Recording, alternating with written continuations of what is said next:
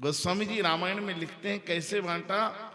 बोले अर्ध भाग कौशल्य ही दीना, उभय भाग आधे करी कीना।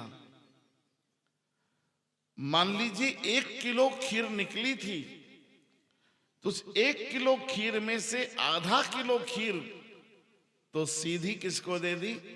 कौशल्या जी को दे दी। और जो आधा किलो बची उसके 2 भाग किए, पाव भर पाव भर। और अब वो पाव भर और पाव भर वो सुमित्रा जी को देना चाहते थे।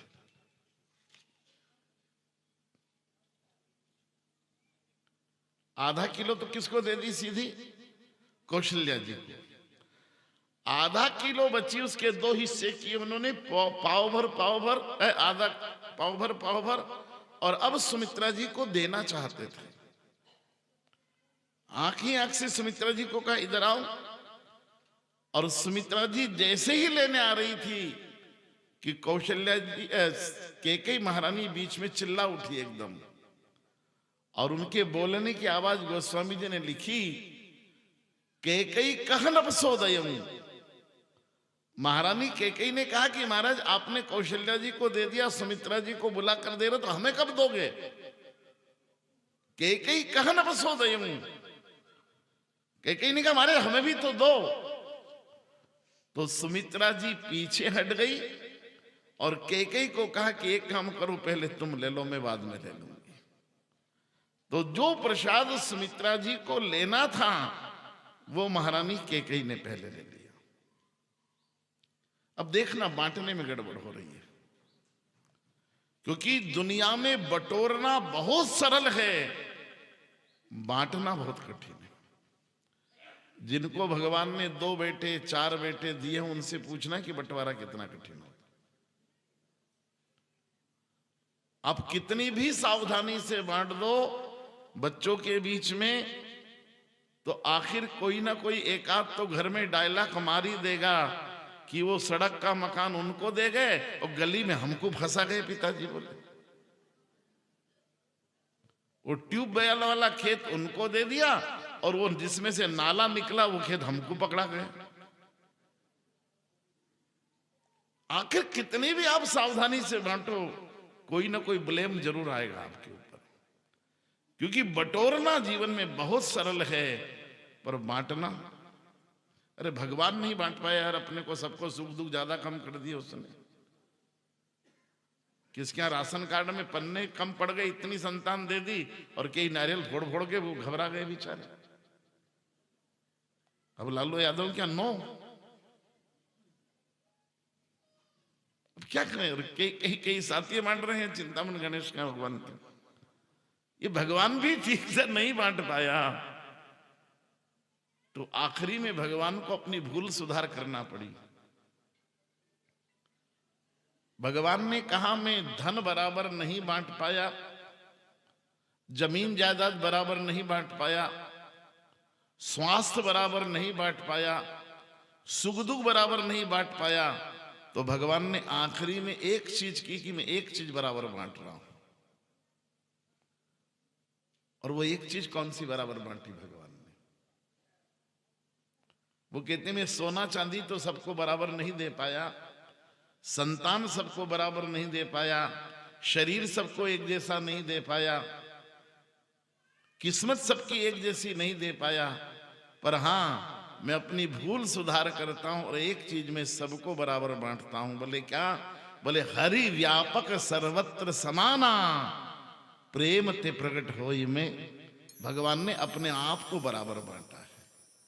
जितना भगवान मेरे हृदय में है उतना ही भगवान आपके हृदय में भी है, और जितना आपके हृदय में भगवान है उतना ही भगवान ने कहा मैंने सब कुछ बराबर नहीं बांटा, पर मैंने खुद को सबको बराबर बांटा है। हरि व्यापक सर्वत्र समान। भगवान सब जगह समान है। सुख दुख कम ज्यादा हो सकते हैं, पर भगवान कहीं ज्यादा और कम नहीं हो सकता। ईश्वर ने अपने आप को बराबर बांटा है। तो बांटना बड़ा कठिन है, जो भगवान नहीं कर पाया। आप क्या बराबर बांट पाएंगे? दशरथ जी ने बांटने में गड़बड़ कर दी। अच्छा, मैं कई बार दशरथ जी को कहता हूं कि महाराज अगर आपका भी गणित उतना ही कमजोर है जितना मेरा कमजोर है तो मैं आपको तरकीब बता देता हूं बराबर बांटने की। बोले कैसे? मैंने कहा 1 किलो प्रसाद थी नहीं तो तीनों रानियों को 300 ग्राम बांट देते, बच गई 900 ग्राम। अब 100 ग्राम खुद खा लेते, क्या दिक्कत थी? इतना तो बांटने वाला खा सकता है ना 100 ग्राम को। अपने देश के एक प्रधानमंत्री हुए माननीय राजीव गांधी जी, भारत रत्न, उन्होंने एक बार अपना दुख व्यक्त किया था कि मैं बांटने के लिए ऊपर से 100 रुपए भेजता हूं दिल्ली से, 85 रुपए तो बांटने वाले ही खा गए, नीचे वाले के हिस्से तो 15 रुपए ही पड़े। बोले इतना बांटने वाले खा गए उस समय में। ये उनकी पीड़ा थी, उन्होंने एक्सेप्ट किया, ये ऑन रिकॉर्ड है ये। तो 100 ग्राम आप खा लेते, 100 ग्राम भी नहीं खाना था तो 30 ग्राम फिर बांट देते, बचा 10 ग्राम तो 3 ग्राम फिर बांट देते, तो तीनों रानियों को 333 ग्राम मिल जाता। लेकिन दशरथ जी ने इस ढंग से बांटी प्रसाद कि मेरी मां सुमित्रा जी के साथ 3 अन्याय हुए। सावधानी से सुनना, सुमित्रा जी के साथ 3 अन्याय हुए। और वो 3 अन्याय कौन से हुए इस बंटवारे में आइए गाएंगे, पर उसके पहले एक भजन गा लीजिए प्यार से, क्योंकि फिर कथा बहुत लंबी हो जाएगी। मस्ती से आनंद में राम जी का जन्म होने वाला है तो थोड़ा नृत्य हो जाए, थोड़ा नाच गान हो जाए, थोड़ा आनंद में डूबेंगे तभी भगवान प्रकट होंगे ना। आइए एक प्यारा सा भजन गाते हैं। एकली कड़ी रे मेरा भाई, एकली कड़ी होगा, एकली कड़ी रे मेरा भाई, एकली कड़ी मोगन आओ तो सगी गिरधर आओ तो सगी, माधुरा मंदिर में मेरा भाई एकली कड़ी मोगन आओ तो सही गिरधर आओ तो सही, माधव रे मंदिर में मेरा भाई एकली कड़ी, केकली कड़ी रे मेरा भाई एकली कड़ी को, एकली कड़ी रे मेरा भाई एकली कड़ी मोगन अब तो सगी गिरधर अब तो सगी, माधवरा मंदिर में मेरा भाई एकली कड़ी, ओ माधव रे मंदिर में मेरा भाई एकली कड़ी।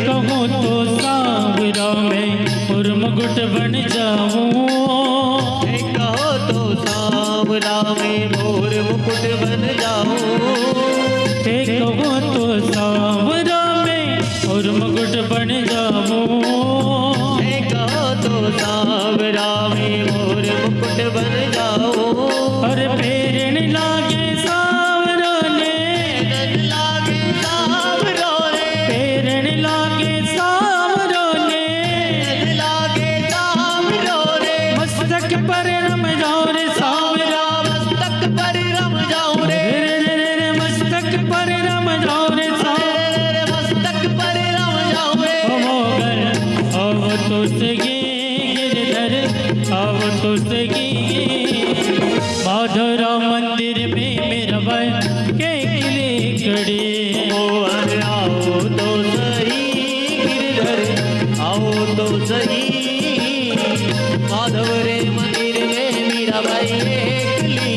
घड़ी।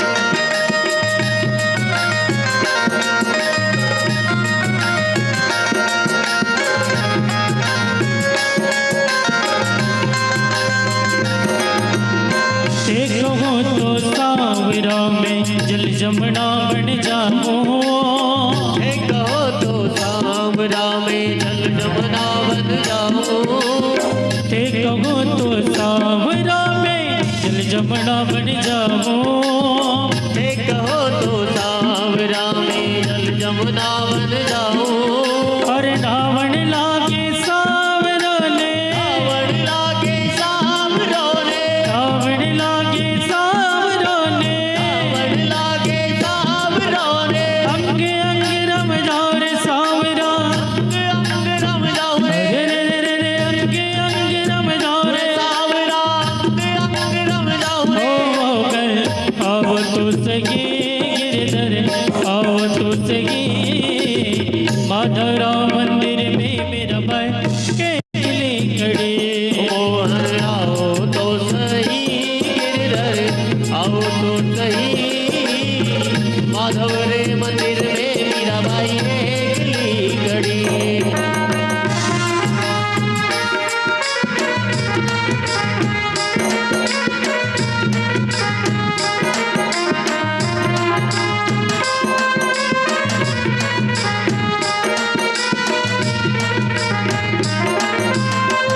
कहो तो सांवरा में पुष्पहार बन जाऊं, हे कहो तो सांवरा में पुष्पहार बन जाऊं, हे कहो तो सांवरा में पुष्पहार बन जाऊं, हे कहो तो सांवरा में पुष्पहार बन जाऊं। अरे पेरण लागे सांवरा ने, पेरण लागे सांवरा ने, पेरण लागे कंटन पर रम जाओ रे सांवरा, कंटन पर रम जाओ रे, कंटन पर रम जाओ रे सांवरा, कंटन पर रम जाओ रे। मोगल आओ तो सगी गिरधर, आओ तो सगी माधवराव मंदिर में मेरा भाई केली खड़ी। मोगल आओ तो सही गिरधर, आओ तो सही माधवराव मंदिर में मेरा भाई केली खड़ी। ओ माधवराव मंदिर में मेरा भाई केली खड़ी, ओ माधवराव मंदिर में मेरा भाई केली खड़ी, ओ माधवराव मंदिर में मेरा भाई केली खड़ी, ओ माधवराव मंदिर में मेरा भाई केली खड़ी। सांवरा केली खड़ी, ओ केली खड़ी, माधवराव मंदिर में मेरा भाई केली खड़ी, माधवराव मंदिर में मेरा भाई केली खड़ी। और कृष्ण कन्हैया लाल की जय। आइए, महाराज दशरथ जी ने प्रसाद ऐसी बांटी कि भक्तिमती सुमित्रा जी के साथ 3 अन्याय हो गए। कैसे बांटी? गोस्वामी जी बंटवारे के कागज मानस में रखते हैं, कहते हैं अर्ध भाग कौशल्य ही दीना, आधा किलो तो सीधी कौशल्या जी को दे दी, फिर जो पाव भर थी वो सुमित्रा जी को देना चाहा, आंख से सुमित्रा जी को बुलाया इशारे से, तब तक कैकेयी बीच में डायलॉग मार गई और कहा, कैकेयी कह नपसोदयम। कैकेयी ने कहा, महाराज हमें तो दीजिए। तो फिर सुमित्रा जी पीछे हट गई और कहा, आप ले लो। तो वो सुमित्रा जी को जो प्रसाद मिलने वाली थी वो कैकेयी ने ले ली। और फिर बची पाव भर। तो पाव भर के भी 2 टुकड़े किए दशरथ जी ने, आधा पाव। और वो आधा पाव जो सामने कौशल्या जी खड़ी थी उनको दे दिया, इधर कैकेयी खड़ी थी उनको दे दिया, और जो पीछे हट गई थी सुमित्रा उनको देना ही भूल गए महाराज दशरथ। और ये कहकर चले गए, मैं गुरुदेव को विदा करने जा रहा हूं।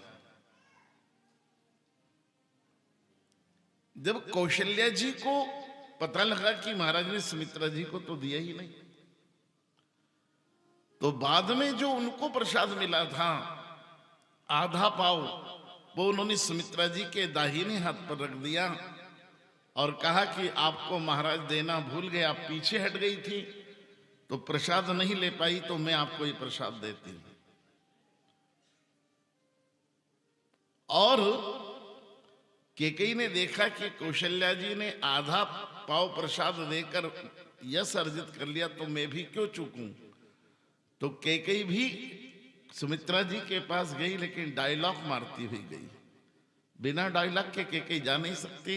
सुमित्रा जी को कहा कि दीदी देखो तो सही, महाराज को तो आप फूटी आंख भी पसंद नहीं हो, महाराज हमेशा आपका अपमान ही करते हैं। देखो आज भी आपको महाराज ने अपने हाथ से प्रसाद नहीं दिया।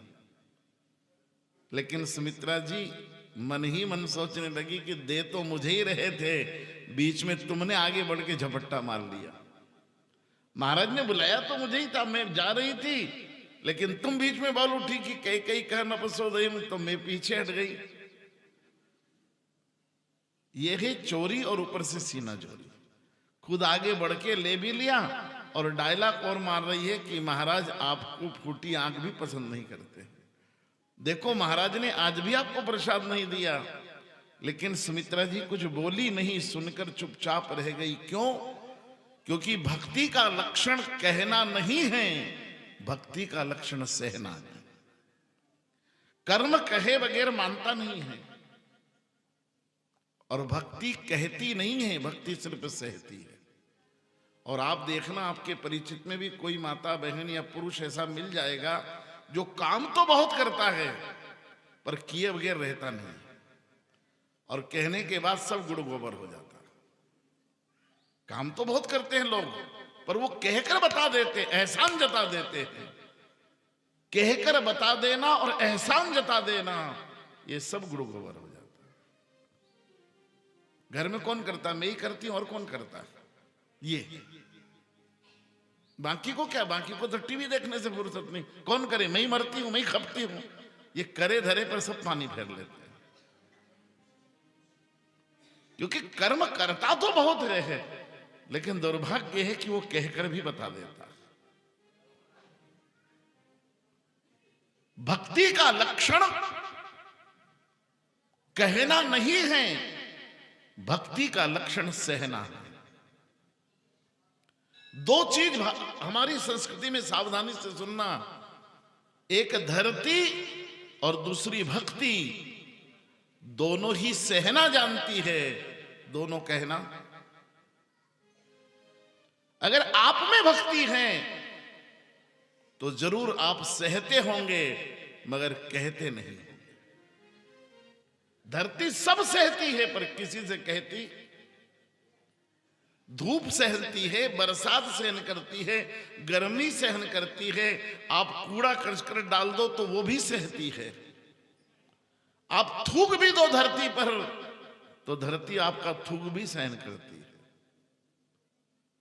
क्या नहीं सहन करती धरती? पर धरती ने आज तक पलट के कहा कभी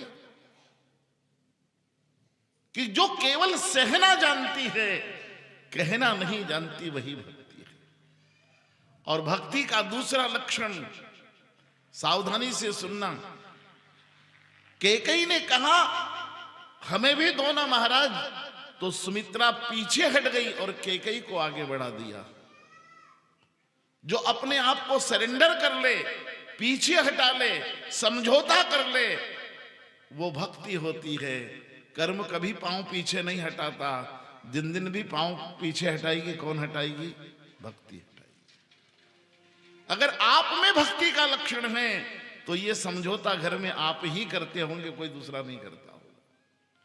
पैर आप ही पीछे हटाते होंगे, छोटे बाप के आप ही बनते होंगे, हार आप ही मानते होंगे, पीछे आप ही हटते होंगे। क्योंकि जो पीछे हटना जानता है वही भक्ति होता है। जो आगे बढ़ना जानता वो कर्म होता है। कर्म तो अपना अधिकार छीन लेता है आगे बढ़कर, और ज्ञान को उम्मीद से दुगना पहले ही महाराज दे चुके हैं। घाटे में रहती है तो हमेशा भक्ति ही घाटे में रहती है। और अगर आप भक्ति हैं तो जरूर आप घाटे में रहते होंगे, क्योंकि दुनिया ज्ञान वालों को तो अपने आप दुगना देती है और कर्म वाले को तो बुला बुला कर देते हैं, नहीं तो वो चिल्ला चोट करेगा। अभी डर लगता है ना, जो चिल्ला चोट करे उनको तो पहले ही सबको याद रहते हैं, पर जो सब कुछ सहन जाए उसको कौन याद रखता है घर में? उसका तो पत्रिका पे नाम लिखना भी भूल जाते हैं, परिवार का फोटो खींचे तब उसको बुलाना भी भूल जाते हैं कि तुम भी आ जाओ। उसको बुलाना भूल जाते हैं लोग, उसका नाम लेना भूल जाते हैं, उसका हिस्सा रखना भूल जाते हैं, पर कर्म को तो आवाज दे दे के बुलाना पड़ता है। ये भक्ति का लक्षण है, क्योंकि भक्ति हमेशा पीछे हटती है। और पीछे हटना, जिंदगी में हर चीज आगे बढ़कर नहीं पाई जाती है। जिंदगी में बड़ी चीज प्राप्त करना हो तो पीछे भी हटना पड़ता है। अच्छा, आप में से कोई जिन्होंने लंबी कूद में या ऊंची कूद में भाग लिया हो तो हाथ खड़ा करें। मैं आपसे एक सवाल का यहां प्रमाण दिलाना चाहता हूं। जिन्होंने कभी हाई जंप में या लॉन्ग जंप में भाग लिया हो वो जानते होंगे कि अगर मेरे सामने 4 फीट का गड्ढा है और मुझे कूदना है तो बोलो, शरीर को पहले पीछे हटाना पड़ेगा ना। शरीर को बिना पीछे हटाए आगे नहीं कूदा जा सकता। शरीर को नीचे दबाए बगैर ऊंचा नहीं कूदा जा सकता। तो जब 4 फीट का गड्ढा कूदना हो तो शरीर को 2 फीट पीछे हटाना पड़ता है। बोलो, जिन्हें भवसागर कूदना हो उन्हें कितना पीछे हटना पड़ता है? अगर इस भवसागर को कूदना हो तो पीछे हटना, बिना पीछे हटे चला तो जा सकता है लेकिन जंप नहीं लगाए जा सकते। जंप जिंदगी में वही लगाते हैं जो पीछे हटना। बिना पीछे हटे ना लॉन्ग जंप लगता है, ना नीचे झुके बगैर कभी हाई जंप। जिंदगी में हाई जंप लगाना हो तो कुछ विनम्रता लाना, नीचे झुकना, और लंबी छलांग लगाना हो तो जिंदगी में पीछे हटना। यही सुमित्रा का चरित्र है। इसलिए हटना कभी पीछे, अपनों के लिए, अपनों को आगे बढ़ाने के लिए खुद को पीछे हटना पड़े तो हट जाना, यही भक्ति का चरित्र।